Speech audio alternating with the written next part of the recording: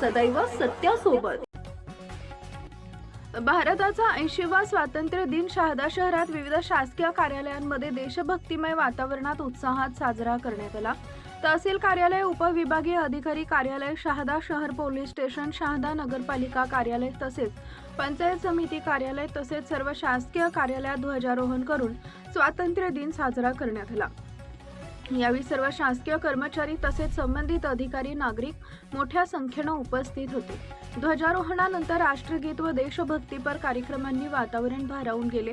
उपस्थितांनी देशाच्या स्वातंत्र्यासाठी बलिदान देणाऱ्या स्वातंत्र्य सैनिकांना अभिवादन करून राष्ट्राच्या प्रगतीसाठी एकजुटीने कार्य करण्याचा संकल्प केला।